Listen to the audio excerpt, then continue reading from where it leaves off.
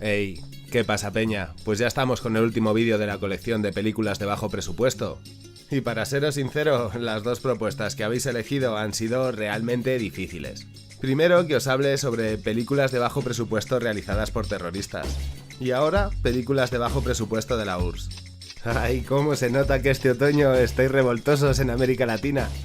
Así que un saludo para México, Argentina, Colombia, Chile, Perú, Ecuador, Brasil, Bolivia, Costa Rica y los que me dejo por ahí. Bueno, vamos al lío. Lo primero que tengo que deciros es que habéis elegido un temita que se las trae, de verdad. Para empezar, el cine soviético siempre ha estado subvencionado por el partido, y exceptuando algunas producciones como por ejemplo la película Faraón, que es una coproducción entre la URSS, la RDA y Polonia, donde tiraron la casa por la ventana, ya que cuenta con miles de extras. A lo que hay que añadir unos vestuarios, una decoración que está muy bien ambientada históricamente y unas batallas que son realmente épicas. Aunque, si en verdad se dejaron tanta pasta en esto fue porque querían rivalizar con el cine de Hollywood, sobre todo con las superproducciones religiosas del tipo Moisés, que seguro que os suenan de las películas de Semana Santa.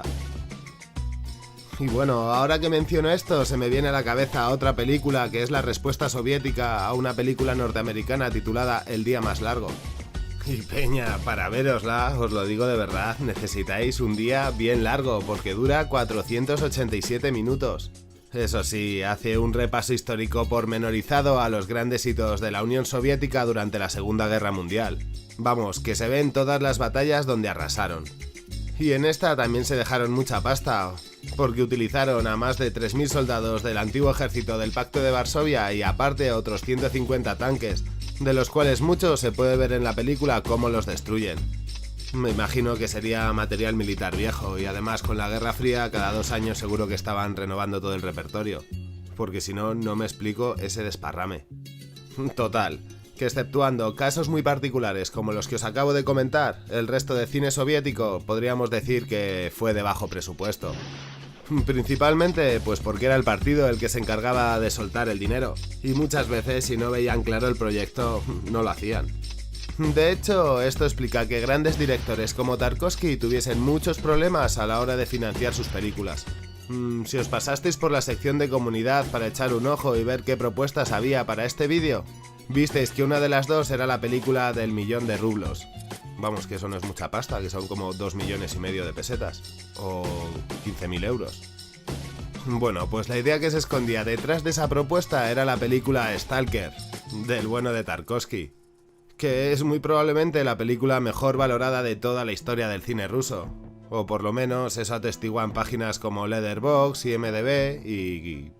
bueno, en Film Affinity es la 9ª, pero en Film Affinity somos muy rancios. Sea como fuere, Tarkovsky experimentó un montón de dificultades a la hora de realizar esta cinta, y en más de una ocasión el partido le dijo que hasta aquí, que ya no había más presupuesto, y lo tuvo que poner de su bolsillo. Para mi pesar, no ganó Stalker, así que toca la otra propuesta.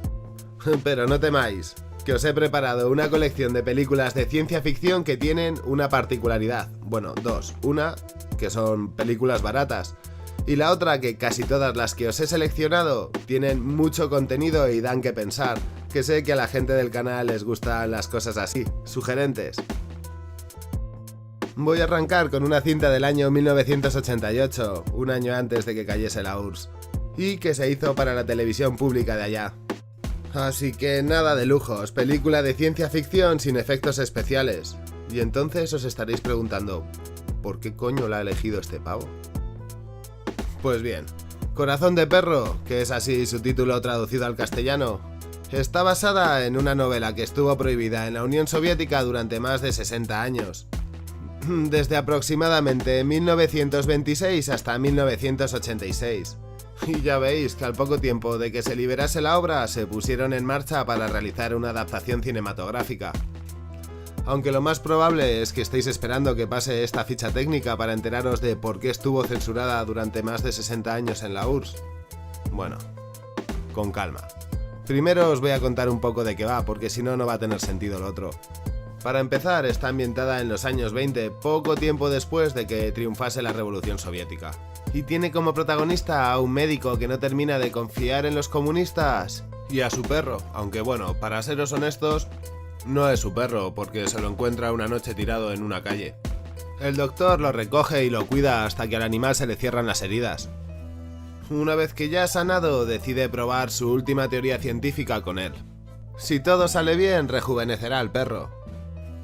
Pero claro, no sale todo bien. Así que por un error de cálculo, el perro, en vez de sufrir un proceso de detención del envejecimiento, sufre un proceso de humanización. Eso significa que pasado unos días el animalito ya anda, habla y es capaz de hacer hasta sus propias conjeturas. Y hasta aquí, peña, es lo que os voy a contar de la sinopsis. Y los puristas, no os preocupéis, no he pasado ni del minuto 10 y si os leéis la sinopsis de Film Affinity seguro que os revienta el doble. Y bueno, ahora ya sí, la pregunta del millón. ¿Por qué estuvo censurada la novela en la que se adapta esta película durante más de 60 años? Pues básicamente porque presenta el modelo del nuevo hombre soviético como si fuese un ser bastante egoísta, caprichoso y maleducado, y que no es capaz de respetar ni los valores ni las tradiciones. De todas maneras, si la veis, seguro que sois capaces de apreciar esto y muchos más detalles que le hacen una sátira súper ácida y muy interesante. Además, es poco habitual encontrar una crítica del régimen soviético hecha desde dentro, así que no dejéis pasar esta oportunidad. Y una última cosa, tengo que hacer una mención especial a los 10 primeros minutos de película que son brutales y que por cierto no se parecen en nada al resto del metraje. Así que ahí tenéis otro aliciente más para ir y verla desde el principio. Aparte, cuando la vi, hubo una cosa que me gustó y que me llamó mucho la atención, y es el cambio en el registro de los narradores. En ocasiones la película está en primera persona contada por el médico y en ocasiones como una voz en off donde escuchamos los pensamientos del perro. Y por si os interesa muchísimo esta temática, que sepáis que tenéis otra película italiana que se titula Corazón de perro y se realizó en el año 1976. Eso sí, suerte si la encontráis. Y bueno, ahora sí voy a dar paso a la siguiente de la lista, que se titula Kinshasa.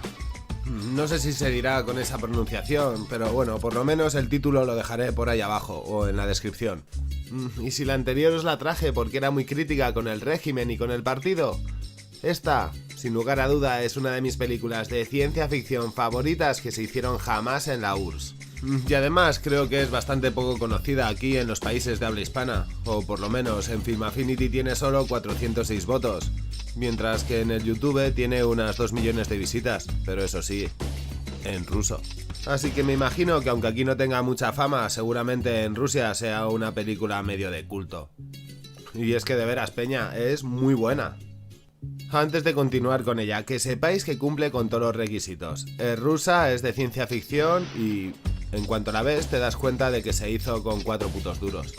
Y dicho esto, vamos al lío.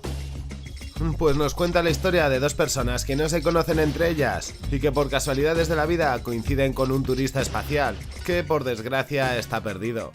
El tipo les enseña algo así como un Google Maps del futuro. Y estos dos rusos meten la zarpa y sin quererlo son teletransportados a un planeta en mitad de la nada. Y ya está, peña, esta es la premisa principal. Ahora sí, ¿qué es lo que pasa con este planeta? Pues aquí encontraremos un montón de metáforas y de simbolismos. Para empezar, la sociedad está dividida en dos clases, una privilegiada y otra sometida. Y los que están sometidos tienen que estar todo el rato haciendo ceremonias para presentar los respetos a sus superiores. Otra cosa curiosa es que el combustible que genera la energía en ese planeta es el agua. Y es un planeta realmente desértico, así que es un bien muy pero que muy preciado, que por supuesto no debe de malgastarse para ser bebido. De hecho ya podéis imaginaros por dónde van un poco los tiros, ¿no? Más cosas de este planeta, pues se comunican por telepatía y apenas tienen palabras. A ver, ¿qué más? Su moneda son las cerillas. Y al igual que ocurre como con el agua, es un bien altamente preciado. En definitiva, que si has estado un poquito atento de las cosas que acabo de explicar ahora de cómo era en este planeta, seguro que has podido hacer una metáfora e identificar muchos elementos de la Unión Soviética dentro de esta historia. De hecho, de una manera muy delicada, habla sobre algunos de los grandes problemas que tenía la Unión Soviética en aquella época, como por ejemplo el exceso de funcionarios. Aquí os vais a encontrar una película que es muy crítica con el régimen y que de nuevo en esta ocasión lo hace de una manera velada, sutil y muy elegante. Y por si os interesa mucho esta historia, que sepáis que años después, con la caída de la URSS, se realizó un remake, pero con una particularidad, que en esta segunda ocasión se hizo como una cinta animada, y pese a ser de dibujos animados no desmerece nada la original. Os recomiendo tanto la una como la otra. Bueno, voy a seguir para adelante para hablaros de más películas, como por ejemplo una que se titula El hombre anfibio. Este metraje nos cuenta la historia de un doctor que también decide hacer experimentos, pero que en esta ocasión lo realiza sobre su hijo, al que le implanta unas branquias. Dicho así, de bote pronto, suena a película de Corman o a serie B de la más mala. Pero escuchad, si a esta historia la das un par de vueltas y la edulcoras con un poquito de sal, un poquito de pastel, un poquito de Hollywood y un poquito de Guillermo del Toro, ¿sabéis con qué te encuentras? Con La forma del agua. Y es que, pese a no ser la misma historia, te pones a verlas y empiezas a apreciar unas cuantas similitudes.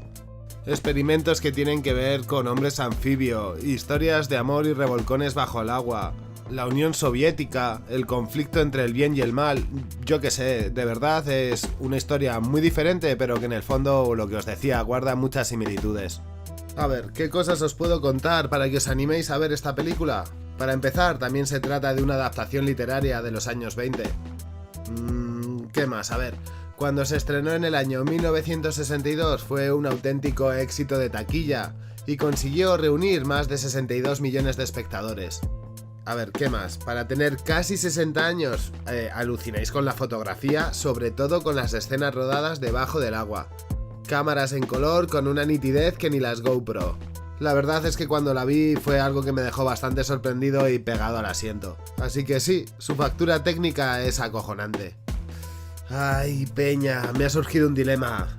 Veo que se empieza a hacer largo el vídeo y tenía como unas cuantas más pensadas de las que hablaros, pero creo que no va a dar tiempo a todo, así que de todas las propuestas que tenía, se me vienen dos a la cabeza. Al que conocen como El pupilo de Tarkovsky, o hablaros de algo parecido a La nueva ola checa, pero hecha por los rusos. Bueno, pues empezaré con la película de ciencia ficción rusa que se quiere parecer a La nueva ola checa. Se titula Iván Vasilievich cambia de profesión, y nos cuenta la historia de un científico ruso que inventa una máquina del tiempo y que viaja hasta el siglo XVI. Allí coincide con Iván el Terrible y por casualidades de la vida, el científico envía al pasado a su casero y se trae de vuelta al propio Iván el Terrible. Estáis frente a una comedia de enredos que sirve para poner encima de la mesa todas las cosas que cambiaron desde ese régimen feudal que se vivía en la Rusia zarista hasta el nuevo proyecto político que significaba la Unión Soviética. Sinceramente, más que ciencia ficción, tiene un toque divertido y se nota una clarísima influencia de esa nueva ola checa. Existen cámaras atrás, situaciones muy surrealistas, planos imposibles, líneas de diálogo muy divertidas, yo que sé, como el cine checo, pero sin llegar a captar toda la esencia. Aún así no desmerece. Y bueno, peña, esto se queda aquí y paso, como si fuese la velocidad del rayo, a hablaros de la última persona que me interesa en este vídeo. Se llama Konstantin Lopusansky y está considerado por muchos como el pupilo de Tarkovsky. Y ojo, que decir eso no es moco de pavo.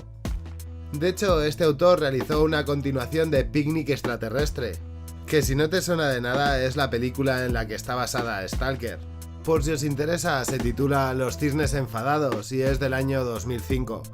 Aún así, no me quería detener en esta película, sino en otras dos que tienen un contenido bastante distópico y de futuro posapocalíptico. La primera que realizó, y que además es su ópera prima, se titula Cartas de un hombre muerto y se realizó en el año 1986. 3 años después, el mismo año que cayó el bloque soviético, realizó El visitante del museo. Las dos es como si te metieses dentro del propio videojuego del Fallout, solo que aún más ruso y decadente. En fin, si os interesa este tema y os apetece que le dé a las distopías rusas, a la ciencia ficción soviética o a cualquiera de los palos que hemos tocado en este vídeo, dejádmelo en la caja de comentarios, pero sobre todo, por favor peña, sobre todo ayudadme a compartirlo. Que dentro de mí hay un pequeño monstruo que se alimenta de visitas y si no me compartís los vídeos pues se pudre y se muere. Y ahora ya solo me queda agradecer a mis Patreons, que sois vosotros los que sostenéis mis proyectos. y que sin vuestro apoyo económico todo lo que yo estaba haciendo aquí en internet se hubiese ido al garete hace tiempo. Así que muchísimas gracias y que sepáis que sois mejores mecenas que los Medici. Y ya está, familia, nos vemos en los vídeos.